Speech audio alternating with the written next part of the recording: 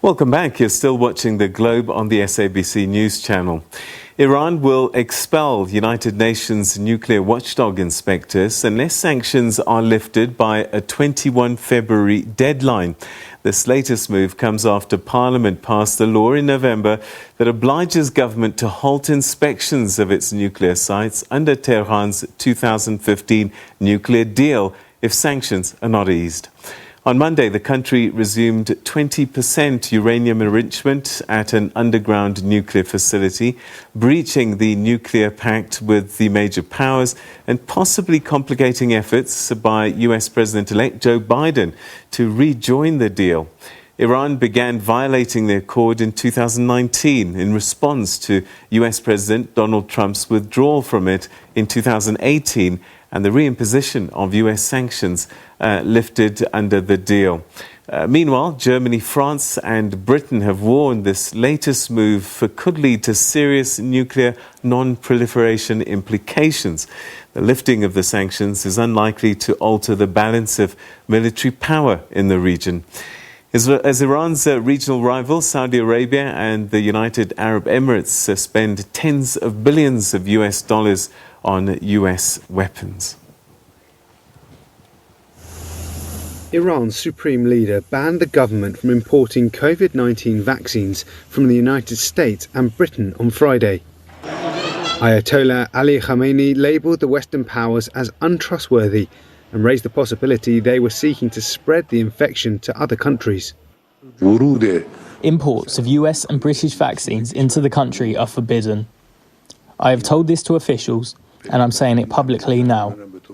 If the Americans were able to produce a vaccine, they would not have such a coronavirus fiasco in their own country. He added, however, that Iran, the Middle East's hardest hit country, could obtain vaccines from other reliable places. He gave no details, but China and Russia are both allies of Iran.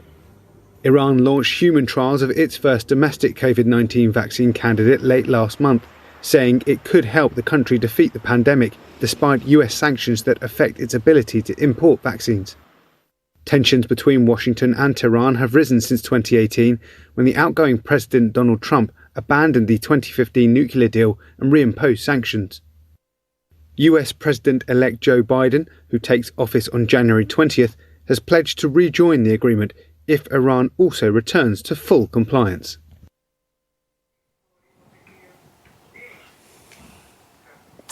Well, for more on this story, we're now joined via Skype from Tehran, the capital of Iran, by Professor Seyed Marandi of the University of Tehran. Thanks very much indeed for joining us. Good to talk to you again. Thank you. All right, a number of issues to discuss with you. Let's begin with the nuclear deal and this ultimatum that Iran has given to the world at large, I guess, but I suppose the US specifically, that sanctions ought to be eased, lifted maybe, by the 21st of February. Walk us through that date. Does it take cognizance of when Joe Biden takes office, and exactly a month later, that's when this deadline comes into effect? The most important thing that I should clarify is that Iran has not said that it will expel all of the staff of the IAEA or all of the nuclear inspectors. What they said is that they will no longer implement what is called additional protocol, and therefore the inspections will be limited to the basics, what the NPT or the non-proliferation treaty says. So in other words, Iran will decrease the amount of inspections that are allowed.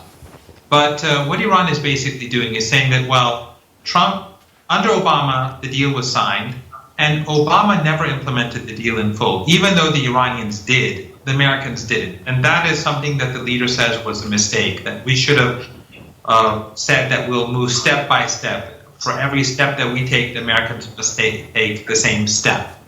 Then Obama left, and Trump came and he tore the agreement, and he bullied other countries into violating the deal.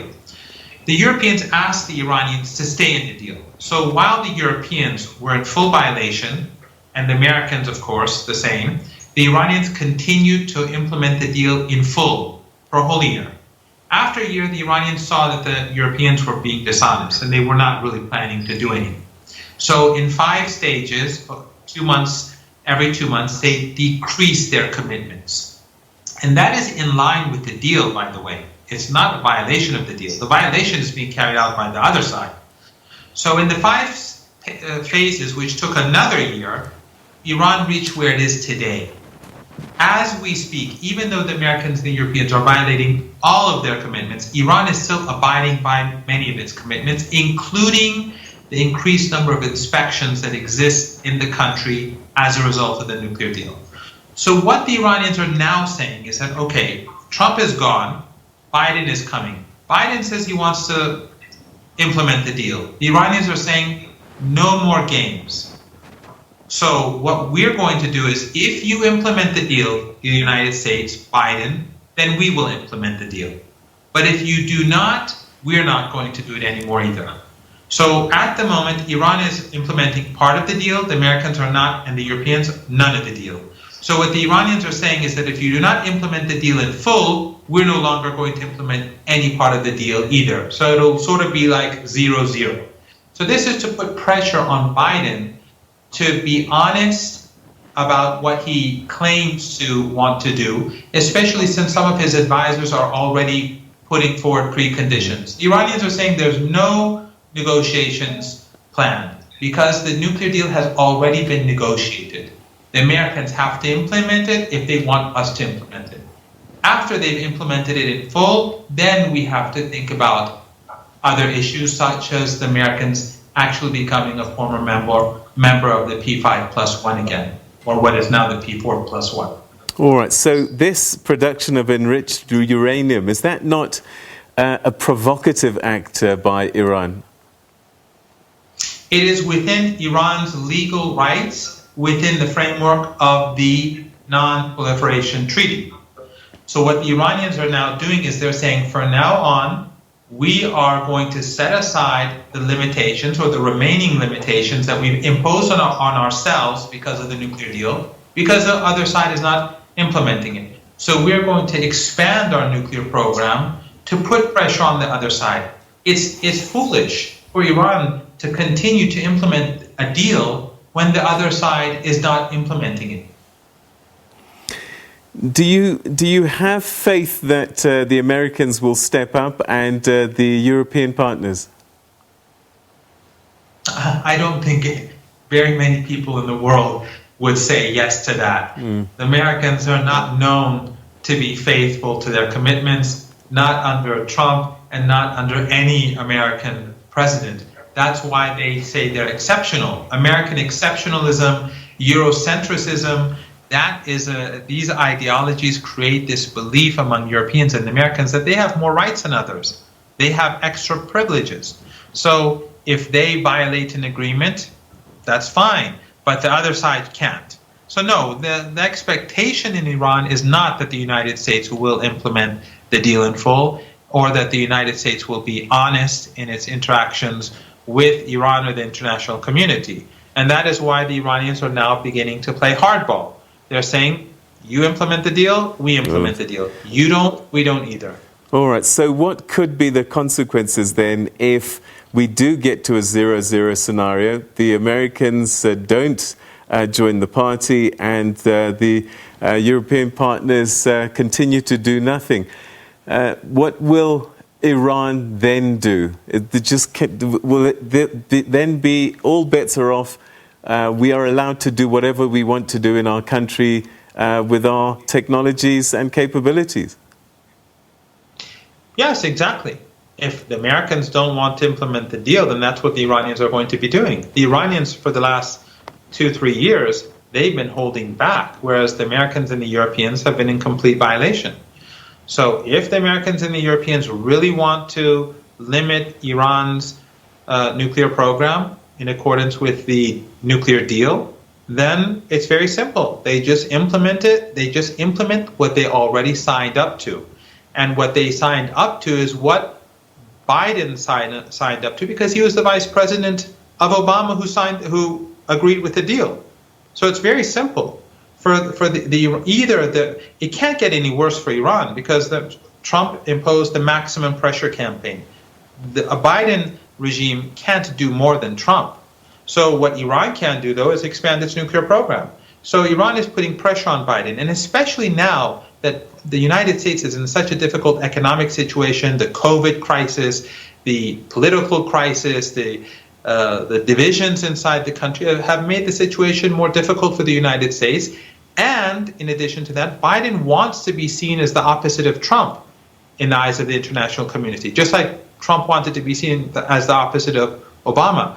So Biden, if he wants to be seen as different from Trump, he has to make some moves. So the Iranians see themselves in a stronger position and today than before. And this is, the Iranians are not demanding anything extraordinary. They're just saying, we had a deal, either you implement it or we don't implement it. All right, so let's switch gear a little bit. COVID-19. The Ayatollah says that no vaccines will come from any part of the world. Does Iran have a COVID-19 vaccine for its citizens? No, he didn't say it would not come from any part of the world. He said that we will not purchase it from the United States or the UK. And he didn't say that they want to spread it. He was basically saying that they're not trustworthy, first of all. Just today, the Iranian president said that it took 40 days for Iran to move its money because of the U.S. sanctions. The Americans are trying to prevent Iran from purchasing the vaccines. The Americans have been impeding Iran's fight against the vaccine from day one.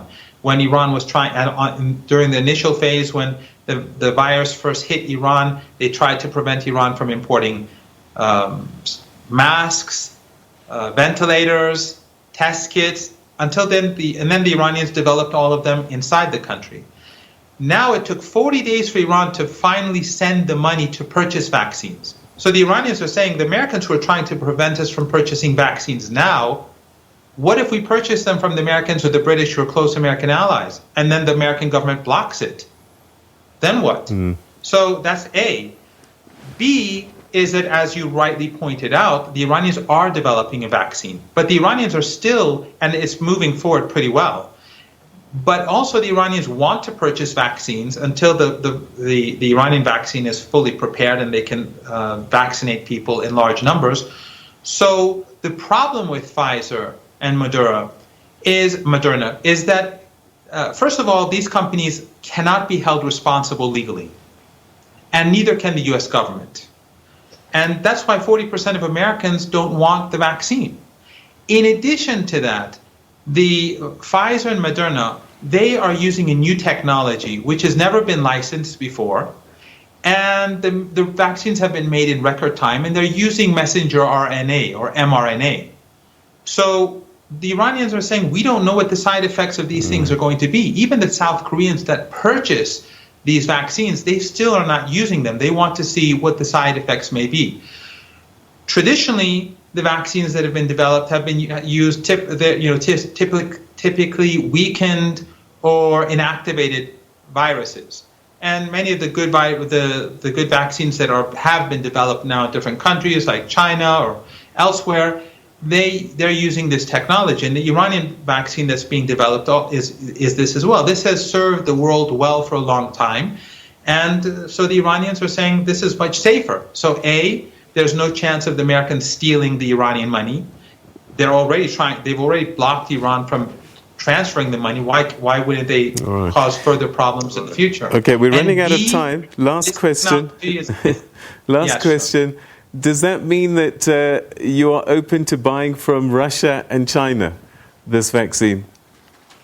Yes, any vaccine that the Iranians see that has been successful and in the test have been successful, the Iranians will be purchasing them. But soon the Iranian vaccine will also be available, and they've already been tested on, and they've been gone through the different phases, and now it's being tested on human beings, and so far it's been very good.